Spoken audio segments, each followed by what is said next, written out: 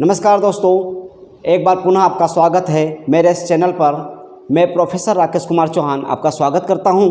मैं एक बार फिर आपके सामने एक नए विषय को लेकर आपके समक्ष उपस्थित हुआ हूं और यह विषय है मध्य प्रदेश के जनजातीय कलाकार, जिसमें हम मध्य प्रदेश के उन समस्त जनजातीय कलाकारों के बारे में जानेंगे जिनके बारे में शायद आपको अल्प जानकारी हो या फिर जानकारी नहीं हो। इस वीडियो में हम मध्य प्रदेश के उन तमाम जनजातीय कलाकारों की कलाओं के बारे में, उनके व्यक्तित्व के बारे में समझेंगे। यदि आप लोग मेरे इस चैनल पर नए हैं तो आप मेरे इस वीडियो को लाइक करें, शेयर करें और सब्सक्राइब करें। सबसे पहले हम लोग बात करते हैं भूरी बाई, जो कि पिथौरा चित्रकला की बहुत ही जानी मानी हस्ती है और राष्ट्रीय और अंतर्राष्ट्रीय स्तर पर इनकी पहचान बन चुकी है। भूरी बाई का जन्म मध्य प्रदेश के झाबुआ जिले के पिटोल नामक गांव में हुआ है और उनका संबंध भील जनजाति से है, जो कि मध्य प्रदेश की सबसे अधिक जनसंख्या वाली जनजाति है। वह पिथौरा चित्रकला, ध्यान दीजिएगा, भूरी बाई का संबंध किससे है? पिथौरा चित्रकला से, और प्रथम भील कलाकार है। प्रथम भील कलाकार है जो अपनी चित्रकला में कैनवास का उपयोग करती है। ध्यान दीजिएगा, पिथौरा चित्रकला में भूरी बाई कैनवास का उपयोग करती है, जो कि प्रथम भील कलाकार के रूप में जानी जाती है और इनका जन्म मध्य प्रदेश के झाबुआ जिले के पिटोल में हुआ है। पिथौरा चित्रकला के लिए भूरी बाई को वर्ष 2021 में, ध्यान दीजिएगा, वर्ष 2021 में भारत के चौथे सर्वोच्च नागरिक पुरस्कार पद्मश्री से सम्मानित किया गया है। 2021, ध्यान रखिएगा, 2021 में भूरी बाई को पद्मश्री से सम्मानित किया गया है। इसके अलावा उन्हें मध्य प्रदेश सरकार द्वारा शिखर सम्मान, इन्हें शिखर सम्मान से भी सम्मानित किया गया है। साथ ही अहिल्याबाई सम्मान से भी सम्मानित किया गया है। अहिल्याबाई सम्मान से भी सम्मानित किया गया है। और वर्तमान में भूरी बाई आदिवासी लोक कला अकादमी में कलाकार के रूप में कार्यरत है। आदिवासी लोक कला अकादमी में कलाकार के रूप में भूरी बाई वर्तमान में कार्य कर रही है। तो इस प्रकार भूरी बाई ने एक जनजातीय कलाकार के रूप में राष्ट्रीय और अंतर्राष्ट्रीय स्तर पर अपनी छवि बनाई है। थोड़ा सा हम लोग यह समझ लें कि पिथौरा चित्रकला होती क्या है। पिथौरा चित्रकला गुजरात और मध्य प्रदेश की एक पारंपरिक लोक कला है। गुजरात और मध्य प्रदेश की एक पारंपरिक लोक कला है। यह एक अनुष्ठानिक कला रूप है। इसे घर की दीवारों पर बनाया जाता है। पिथौरा चित्रकला में मुख्य रूप से देवी देवताओं, घोड़ों और घुड़सवारों की छवियां होती है। यहाँ पर आप देख पा रहे होंगे, यह पिथौरा चित्रकला है। यहाँ पर आप अच्छे से देख सकते हैं, यह पिथौरा चित्रकला है। ये देख लीजिए, यह पिथौरा चित्रकला है। पिथौरा चित्रकला की विशेषताएं क्या होती है? देखिए, यह कला कृतज्ञता, भक्ति और उत्सव का प्रतिनिधित्व करती है। बहुत इंपॉर्टेंट बात है। यह कला शांति, समृद्धि और खुशी लाने वाली मानी जाती है। यह कला पारंपरिक रंगों का इस्तेमाल करती है। यह कला खाद्यान्न के देवता पिथौरा को अर्पित की जाती है। जो पिथौरा शब्द आया है वह खाद्यान्न का देवता माना गया है। यह कला शादी, बच्चे के जन्म या किसी त्योहार से पहले आशीर्वाद लेने के लिए बनाई जाती है। पिथौरा चित्रकला की क्या प्रक्रिया है? यह चित्रकला किस प्रकार से बनाई जाती है, इसे हमने थोड़ा सा समझाने का प्रयास किया है। पिथौरा चित्रकला बनाने के लिए महुआ के पेड़ से तैयार दूध और शराब के साथ पिगमेंट को मिलाकर पेंट तैयार किया जाता है। ध्यान दीजिएगा आप लोग, पिथौरा चित्रकला बनाने के लिए बांस की लकड़ियों, कपास और लकड़ी के स्टेंसिल का इस्तेमाल किया जाता है। गुजरात के छोटा उदयपुर और पंचमहल जिलों में राठवा आदिवासियों के बीच यह कला बहुत ज़्यादा प्रचलित है। तो इस प्रकार पिथौरा चित्रकला की प्रक्रिया भी हमने इस वीडियो में समझने का प्रयास किया है। उम्मीद है कि आप लोगों को पिथौरा चित्रकला क्या है, इसकी प्रक्रिया किस प्रकार से है, यह जरूर स्पष्ट हो गया होगा। आपको जरूर ध्यान रखना है। हम बात करें पिथौरा चित्रकला की और पेमा फत्या का नाम नहीं आए ऐसा संभव नहीं है। पेमा फत्या भी एक पिथौरा कलाकार है। पिथौरा कलाकार के रूप में प्रसिद्ध पेमा फत्या का जन्म झाबुआ में हुआ। यह भी झाबुआ के निवासी है। उनके पिता और दादा दोनों ही चित्रकार थे, मतलब इन्हें अपने पूर्वजों से ही यह कला मिली है। मध्य प्रदेश सरकार द्वारा वर्ष 1986 में इन्हें शिखर सम्मान दिया गया। मध्य प्रदेश सरकार द्वारा 1986 में पेमा फत्या को शिखर सम्मान से सम्मानित किया गया और इन्हें वर्ष 2017 में संस्कृति विभाग द्वारा तुलसी सम्मान से सम्मानित किया गया है। 2017 में मध्य प्रदेश के संस्कृति विभाग द्वारा तुलसी सम्मान से सम्मानित किया गया है और 31 मार्च 2020 को इनका निधन हो गया। इसके बाद हम बात करते हैं लाडोबाई की, जो कि एक जनजातीय कलाकार है। लाडोबाई का जन्म मध्य प्रदेश के झाबुआ जिले के बड़ी बावड़ी नामक गांव में हुआ है। लाडोबाई ने भूरीबाई के साथ मिलकर काम किया। उनकी कला उनके समुदाय की आध्यात्मिकता और जीववाद को दर्शाती है। भारतीय कलाकार जगदीश स्वामीनाथन ने उनके काम को सराहा।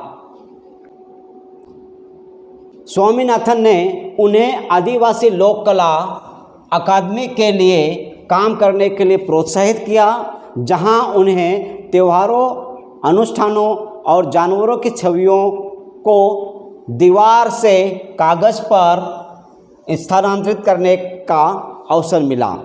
वर्तमान में लाडोबाई भोपाल स्थित आदिवासी लोक कला अकादमी में कार्यरत है।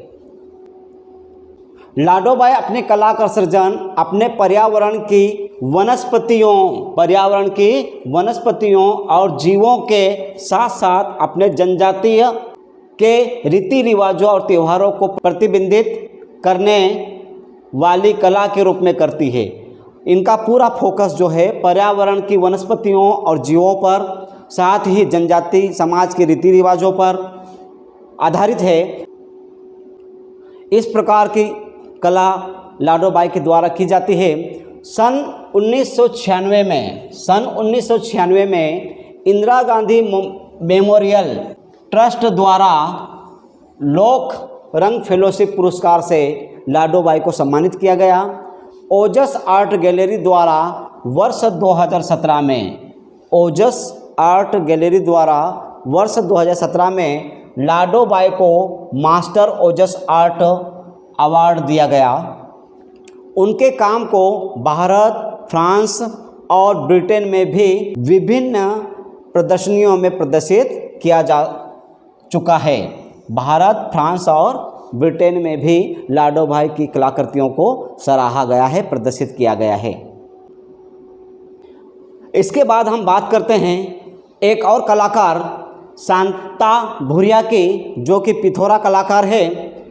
चित्रकार शांता भूरिया का जन्म मध्य प्रदेश के झाबुआ में हुआ, जिन्हें चित्रकला विरासत में मिली। शांता भूरिया भील समुदाय की लब्ध प्रतिष्ठित चित्रकार पद्मश्री भूरीबाई की पुत्री है।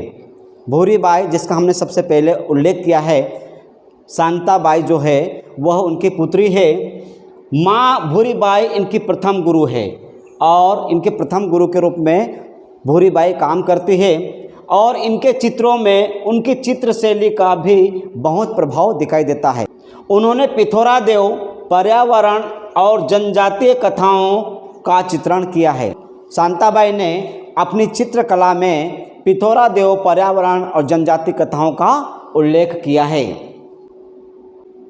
शांताबाई के चित्रों में बस यात्रा, फलों से लदा वृक्ष एवं उल्लू, बैलगाड़ी, महुआ एकत्रित करती महिलाएं, पिथौरादेव, दो मोर, दो तितलियां, फल खाते पक्षी, हिरण जोड़, हाथी एवं वृक्ष, ऊंट सवार, कोरोना, भगोरिया मेला आदि विषय पर तैयार किए गए हैं। आप देख सकते हैं कितनी खूबसूरती से पिथौरा चित्रकला को प्रदर्शित किया गया है।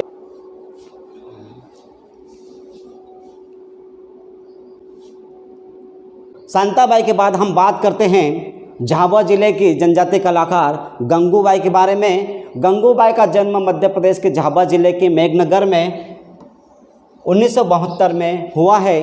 गंगूबाई भील जनजाति की एक प्रसिद्ध कलाकार है, जिनकी कलाकृतियाँ भीलों की प्रकृति के साथ घनिष्ठ संबंध और उनकी संस्कृति को दर्शाती है। उनके मुख्य रूपांकन गटला, गल वापसी, गद वापसी और गोहारी है। उनकी पेंटिंग का विषय गोहारी अर्थात पशु उत्सव, गटाला मतलब मृतकों का स्मारक और आदिवासी जीवन शैली की शांत भावना है। गंगूबाई भोपाल में काम करती है और उनकी पेंटिंग की प्रदर्शनी ट्राइबल म्यूजियम में भी लगाई जाती है। इस प्रकार मध्य प्रदेश के झाबुआ जिले की गंगूबाई भी जनजाति कलाकार के रूप में प्रतिष्ठित स्थान ले चुकी है। दोस्तों, झाबुआ जिले के जनजाति कलाकारों के पश्चात हम लोग पहुंचते हैं मध्य प्रदेश के डिंडोरी के जनगढ़ सिंह श्याम, जो कि गौड़ चित्रकारिता में महारत हासिल प्राप्त किए हुए हैं। जनगढ़ सिंह श्याम को वर्ष 1996 में सर्वोच्च शिखर सम्मान से पुरस्कृत किया गया है। इनके द्वारा मध्य प्रदेश विधानसभा और भोपाल के भारत भवन के गुंबद को चित्रित किया गया है। यह विशेष रूप से गौड़ देवता के चित्रों का चित्रांकन करते हैं।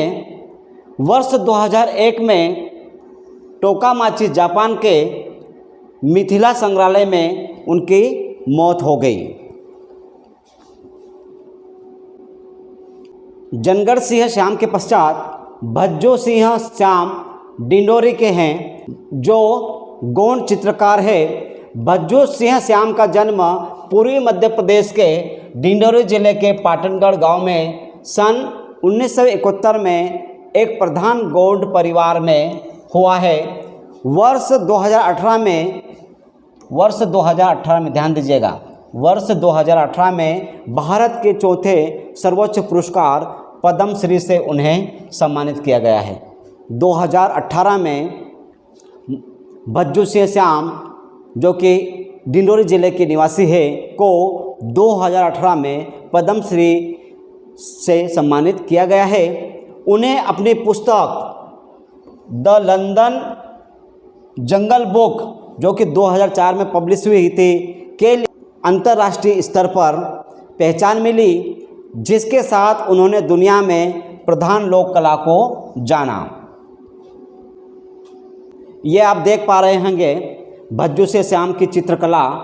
भज्जू सिंह श्याम सबसे महत्वपूर्ण और अभिनव कलाकारों में से एक है, जो जनगढ़ सिंह श्याम के नेतृत्व में गौड़ प्रधान पेंटिंग परंपरा के विस्फोट से उभरे थे। उनकी पुस्तक the life of trees night 2006 में पब्लिश हुई थी, के लिए उन्हें 2008 में बोलोगना चिल्ड्रंस बुक फेयर से सम्मानित किया गया है। इसके बाद हम कलावती श्याम, जो कि मध्य प्रदेश के डिंडोरी जिले की गौड़ कलाकार है, उनके बारे में समझने का प्रयास करते हैं। कलावती श्याम का जन्म ग्राम पाटनगढ़, जिला डिंडोरी, ध्यान दीजिएगा, जिला डिंडोरी में हुआ था, वह अपने कलात्मक अभिव्यक्ति के लिए कैनवास और ब्रश का इस्तेमाल करने वाली प्रथम गौड़ प्रधान महिला है। प्रथम गौड़ प्रधान महिला कलावती श्याम है, जिन्होंने अपनी चित्रकला के लिए कैनवास और ब्रश का इस्तेमाल किया। इनकी चित्रकारी में बाघ का विशेष महत्व है। अपनी चित्रकारी में कलावती श्याम बाघ का उल्लेख अवश्य करती है। आप देख सकते हैं कलावती श्याम की चित्रकला मध्य प्रदेश से विभाजित होकर छत्तीसगढ़ राज्य बनाया गया। तब कलाबाई और आनंद सिंह श्याम द्वारा मध्य प्रदेश का नया नक्शा बनाया गया था, जिसे तत्कालीन राष्ट्रपति डॉक्टर APJ अब्दुल कलाम द्वारा विमोचित किया गया। नवंबर 2020 में बीमारी के चलते कलावती श्याम का निधन हो गया। कलावती श्याम के पश्चात दुर्गा व्याम, जो कि मध्य प्रदेश के डिंडोरी जिले की है और वह भी गौड़ कलाकार है, इनके बारे में हम लोग समझते हैं। दुर्गाबाई का जन्म मध्य प्रदेश के डिंडोरी जिले के बरबसपुर गांव में हुआ है। दुर्गाबाई श्याम के जो विषय है वो है आदिवासी लोक कलाओं और पौराणिक कथाओं पर आधारित है और मुख्य रूप से गौड़ प्रधान समुदाय और लोकप्रिय लोक कथाओं के पंथ पर इनकी अभिव्यक्ति की जाती है। उन्होंने the night life of trees, 1 2 3, Sultana's dream जैसी कई कला पुस्तकों को चित्रित करने में योगदान दिया है। वर्ष 2011 में दुर्गाबाई और सुभाष व्याम ने डॉक्टर BR अम्बेडकर की एक ग्राफिक जीवनी प्रकाशित की, जिसका शीर्षक था भीमयान अनटचेबिलिटी के अनुभव, जिसे नवयाना द्वारा प्रकाशित किया गया था। वर्ष 2008 में राम सिंह उर्वेती और भज्जू श्याम के साथ मिलकर तारा बुक्स द्वारा प्रकाशित the night life of trees नामक पुस्तक के चित्रण के लिए बोलगोना रागाजी पुरस्कार से सम्मानित किया गया है दुर्गाबाई व्याम को। वर्ष 2009 में पारंपरिक चित्रकला में उत्कृष्टता के लिए रानी दुर्गावती पुरस्कार से सम्मानित किया गया। वर्ष 2022 में दुर्गाबाई व्याम को पद्मश्री से सम्मानित किया गया। जोधाइदा बाई एक ऐसी आदिवासी महिला है जिन्होंने 67 वर्ष की आयु में कला की ओर रुख किया और कला को अंतर्राष्ट्रीय स्तर पर पहचान दिलाई। उन्होंने जोधाइदा बाई बेगा मध्य प्रदेश की बेगा जनजाति से ताल्लुक़ रखती है और वह मध्य प्रदेश के उमरिया जिले के लोडा गांव की निवासी है। उन्होंने काफ़ी बड़ी उम्र में चित्रकारी सीखकर दुनिया में प्रसिद्धि पाई। जोधाइया बाई को कला के क्षेत्र में विशेष योगदान के लिए वर्ष 2023 में देश के चौथा सर्वोच्च नागरिक पुरस्कार पद्मश्री से महामहिम राष्ट्रपति द्वारा सम्मानित किया गया। ध्यान रखिएगा, 2023 में जोधाइया बाई बेगा को पद्मश्री से सम्मानित किया गया। 15 दिसंबर 2024 को जोधाइया बाई बेगा का निधन हो गया। जनजाति समुदाय के एक और कलाकार, नृत्य कलाकार में स्थापित अर्जुन सिंह धुर्वे की बात करते हैं। इनका जन्म 12 अगस्त 1953 को मध्य प्रदेश के डिंडोरी जिले में हुआ है। वह एक लोक नर्तक और सेवानिवृत्त शिक्षक है। वे बेगा लोकगीतों और नृत्य को लोकप्रिय बनाने के लिए प्रसिद्ध है। बेगा प्रध्वनि नृत्य बेगा जनजाति का मुख्य नृत्य है। इस नृत्य शैली में कलाकार मोर, हाथी, घोड़े आदि के मुखौटे लगाते हैं। इस प्रकार अर्जुन सिंह धुर्वे ने अपने आप को एक लोक नर्तक के रूप में स्थापित किया। अर्जुन सिंह और उनकी टीम ने मध्य प्रदेश के अंदर और बाहर बेगा नृत्य की कई प्रस्तुतियां दी। 2005 में इंडिया गेट दिल्ली में गणतंत्र दिवस परेड में अर्जुन सिंह और उनकी टीम ने नृत्य प्रस्तुत किया। उन्होंने तत्कालीन राष्ट्रपति डॉक्टर APJ अब्दुल कलाम और पूर्व प्रधानमंत्री डॉक्टर मनमोहन सिंह के आवास पर भी प्रस्तुति दी। वर्ष 2022 में भारत सरकार ने कला के क्षेत्र में उनकी विशिष्ट सेवा के लिए पद्मश्री पुरस्कार से सम्मानित किया।